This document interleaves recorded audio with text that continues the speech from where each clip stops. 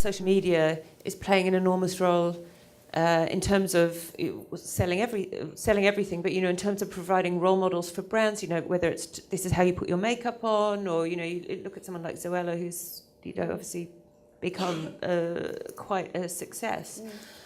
We were chatting earlier actually about both the pressures that are put on those young women and men, and also what that means in terms of them being role models to the people that they're talking to. And I think probably there's a couple of people that have opinions on that.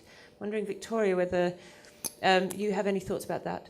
I think there's a lot of positivity with people like Zoella and Tanya Burr. I think they are nice role models. I mean, back to talking about our kids, my boys watch a lot of YouTubers, and as far as I can see, they're quite innocent, they're quite fun. Doesn't seem to be much of an edge to it. I think with Zoella and Tanya Burr, friends of mine who have girls say they're really quite inspiring role models because they are ordinary girls like them. I think they've probably now moved into another zone, interestingly. So how that then moves forward, they're more of a business now. But initially, I think there was an innocence there, and I think there was a genuine connection with young girls.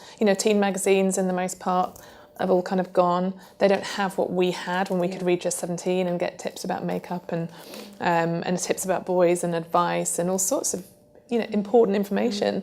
So that's where those YouTubers come in. What do you think about this whole Instagram facade, though, and this opening up now? What was her name? I forget her name. The girl who's now said, it's harmful, it's damaging to society's health, and that she's retracting all of that perfect, real projection on people and either stopping it or trying to be more realistic about it. I mean, that kind of...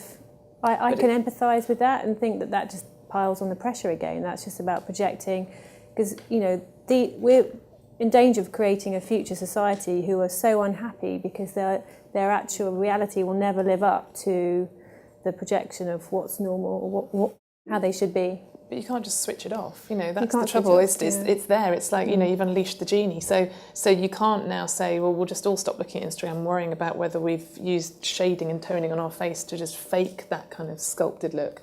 So it's about educating people. Actually, it's about educating women, and we have that responsibility, I guess, as magazine publishers, to make sure we at least make young girls aware that that's what's going on, and then take it at face value. They're clever. They're bright. People aren't stupid. So maybe that's a good thing,